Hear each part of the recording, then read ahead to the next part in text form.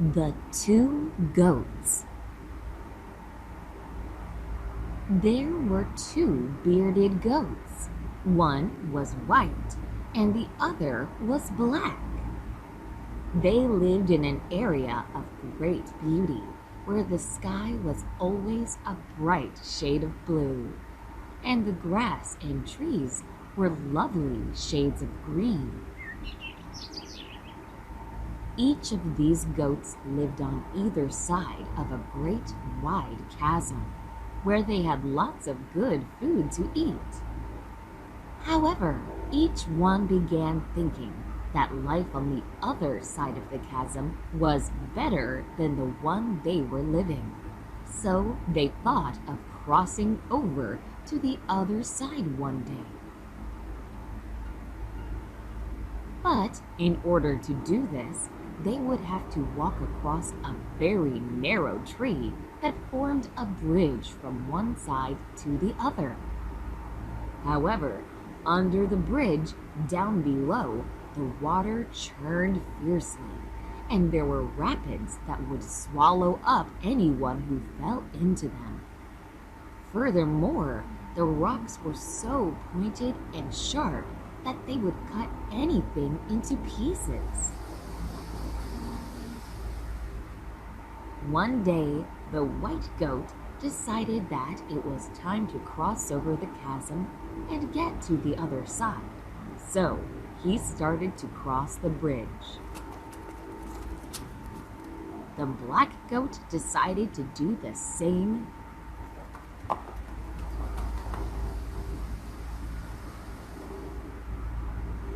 Where are you going? Shouted the white goat when he saw the black goat coming. Over to your side, of course, the black goat replied. Turn back, yelled the white goat, because the two of us cannot cross at the same time. Why don't you turn back instead? Asked the black goat. Because I started first, replied the white goat. You're wrong. I was first, the black goat told the white goat.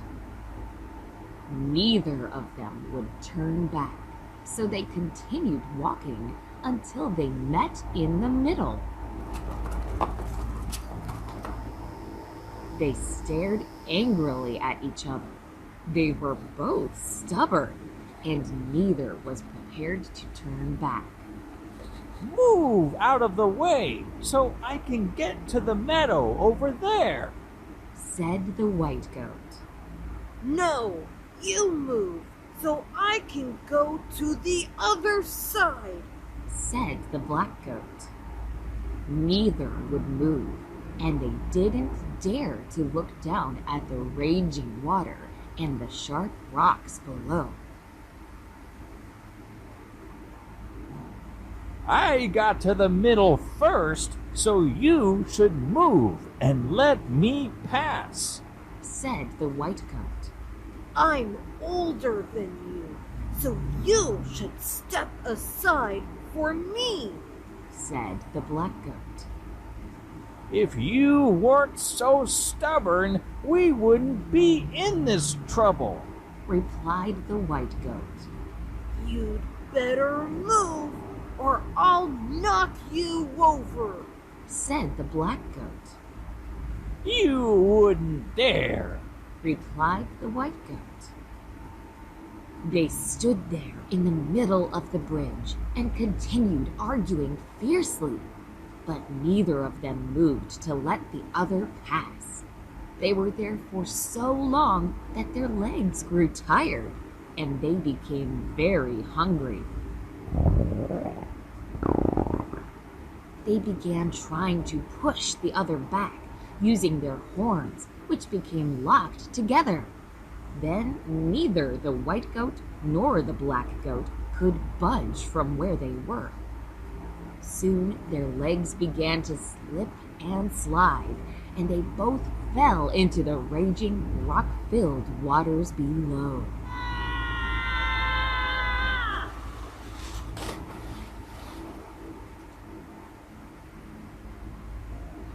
All this happened because the goats were both stubborn and would not yield to the other's request.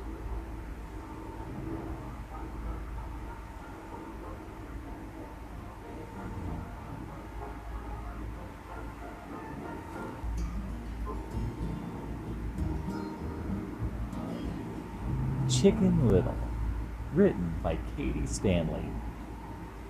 There lived a small chicken on a farm. His name was Chicken Little. He loved to play under the trees. One day, while Chicken Little was sitting under a tree, an acorn fell onto his head.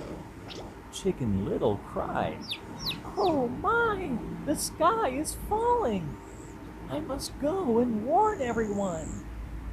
Chicken Little ran to his mother. He pointed to the tree and said, "Mom, the sky is falling." His mother laughed and seemed not to believe him. Next, Chicken Little ran to the pond where the ducks were swimming. "Duckies, the sky is falling!" he cried out. The ducks laughed at Chicken Little and seemed not to believe him. Then Chicken Little ran to a buffalo eating grass under a tree. He said, "The sky is falling, Mr. Buffalo." The buffalo stopped eating the grass and said, "I have lived on the farm for a long time, and the sky has never fallen." Chicken Little did not listen to Mr. Buffalo. He kept going to tell other animals. He saw an owl in a tree. He shouted, "Mr. Owl, the sky is falling. A piece of the sky hit me on the head." The owl smiled and said, "That doesn't make any sense. I fly through the sky every day. If the sky was falling, I would know." Chicken Little looked around the farm. None of the animals he told seemed to believe him. Just then, an old lady, the owner of the farm, walked over to Chicken Little. She had found out what was happening. She said, "Chicken Little, please do not run around and tell the animals that the sky is falling. The sky cannot fall." The old lady picked up the acorn and showed it to Chicken Little. She said kindly, "This is what hit you on the head." Chicken Little felt ashamed. He promised to never again spread stories unless he knew they were true.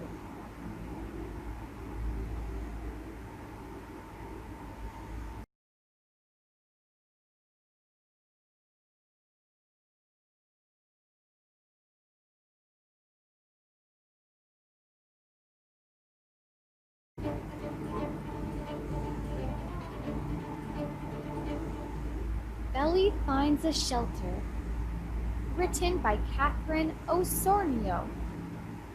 Belly the bear is playing in the forest. Suddenly, rain begins to fall. Belly runs to find shelter. Belly sees a barn. "It's Henry's house!" Yells Belly as he runs forward. "Henry, it's raining and I'm getting soaked! Belly calls out. Please, let me in!" Henry the horse is not happy. Belly had awakened him from his sleep. My house is not big enough for you." Henry calls back, sleepily. Sadly, Belly leaves the barn and runs to find another shelter. Soon, he hears singing from a house. He knocks on the door, and Rosie the rabbit answers. "It's raining! Belly says. Please let me in!" Rosie happily agrees. Of course! She says, Hurry and come on in, Belly! Rosie sits Belly beside the fire and gives him a cup of hot tea. Oh, how nice of you, Rosie. Belly says gratefully. Thank you. Right then, Belly and Rosie hears a knock at the window, It's Henry the horse. says Rosie as she opens the door for Henry. The rain knocked my house down. Cries Henry. Don't cry, Henry. Rosie says as she let him in. Yes, don't worry. Belly adds. We will help you rebuild your house tomorrow.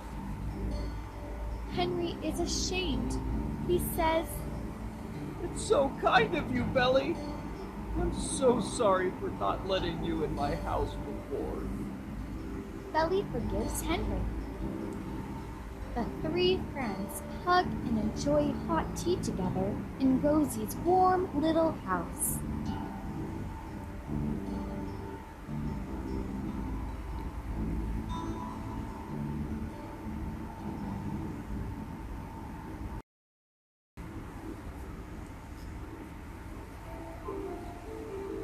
Block City by Robert Louis Stevenson.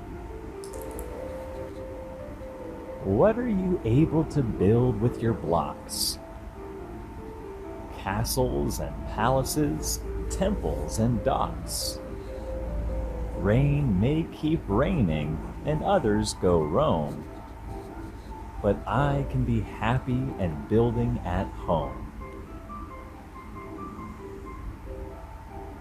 Let the sofa be mountains, the carpet be sea. There I'll establish a city for me. A kirk and a mill and a palace beside. And a harbor as well, where my vessels may ride.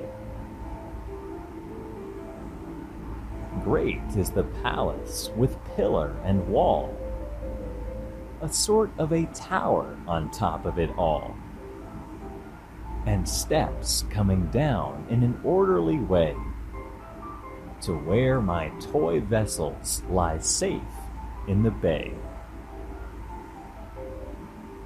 This one is sailing and that one is moored.